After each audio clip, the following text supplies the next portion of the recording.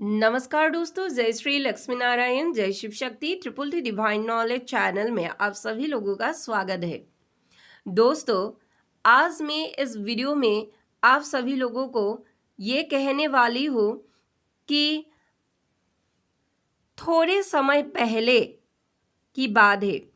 जो पहले के समय प्लेन क्रैश हुआ था, उस प्लेन क्रैश पर श्रीमद् भागवत गीता ग्रंथ आखिर क्यों नहीं जला, और हम सभी कलयुगी इंसान को पृथ्वी पर धर्म करना आखिर क्यों इतना ज़रूरी है। तो इस दोनों टॉपिक के ऊपर ही आज मैं बात करूंगी। तो चलिए जनता, वीडियो को कंटिन्यू करते हैं। दोस्तों, पहले की जो प्लेन क्रैश हुआ था, उस प्लेन क्रैश पर श्रीमद् भागवत गीता ग्रंथ इसीलिए नहीं जला क्योंकि श्रीमद् भागवत गीता योगीश्वर श्री कृष्ण की हृदय है।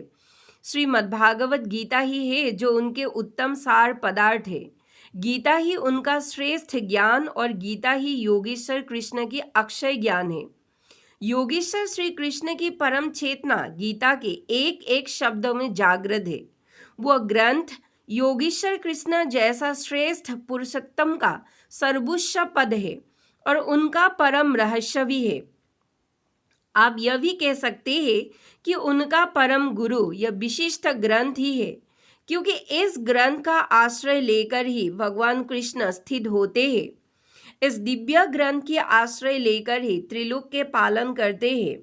भगवान कृष्ण की श्रेष्ठ और ब्रह्म स्वरूपा विद्या है गीता। अर्धमात्रा अक्षर स्वरूपा नित्या है गीता ग्रंथ के शब्द। एक ऐसा पद युक्त विद्या जिसका वर्णन या विवेचन कभी भी ना हो सके। तो जरा सोचिए, योगेश्वर कृष्ण भक्त अग्निदेव योगेश्वर कृष्ण स्वरूप हृदय को कैसे जला सकते थे, और जो जलाने की जो प्रक्रिया जो करे थे वो तो निगेटिव एनर्जी करे थे। तो मुझे कैसे पता चला, आखिर मुझे ऐसा पता चला जनता कि मैं रोज मेडिटेशन में बैठती हूँ और मेडिटेशन के थ्रू ही मुझे इन गुप्त रहस्यों के बारे में पता लगता है। और मैंने यही पता लगाया है मेडिटेशन के थ्रू। ये जो प्लेन क्रैश कर रहे थे पहले के समय में, वो जो प्लेन क्रैश है वो निगेटिव एनर्जी ही कर रहे थे। इसीलिए दोस्तों, बचकर रहिए इन निगेटिव एनर्जी से और जितना हो सके भगवान शिव जी की एकाक्षर ब्रह्म मंत्र ओम का जाप करिए, जितना हो सके नारायण मंत्र उच्चारण करिए और माँ शक्ति की भी उपासना करिए। यहाँ पर अग्निदेव को भी रुकना पड़ा भगवान श्री कृष्ण की गीता को देखकर। तो जरा सोचिए, गीता का सम्मान होना आखिर कितना जरूरी है, और इस कलयुग में हम सभी इंसानों को आखिर गीता का सम्मान करना कितना जरूरी है। श्रीमद्भागवत गीता का रहस्य सिर्फ इतने में ही खत्म नहीं होते हैं दोस्त, बल्कि इसका विस्तारित आधारयुक्त नाम का रहस्य जरा सुनिए और इससे अपने सोए हुए चेतना को जगाइए। श्रीमद्भागवत गीता की अति रहस्यमय नाम में आप सभी लोगों को बताने वाली हूँ इस वीडियो के थ्रू। अच्छे से सुनिए। श्रीमद् भागवत गीता की जो अति रहस्यमय नाम है वो है गंगा, गीता, सावित्री, सीता, सत्या, ब्रह्मावली, ब्रह्म विद्या, त्रिसंज्ञा, मुक्ति गेहिनी, अर्धमात्रा, शिदानंदा, भवग्नि, भ्रांति नाशिनी अर्थात जो भ्रांति का नाश करते हैं, वेदत्रयी, परानंदा और तत्तार्थ ज्ञान मंजरी।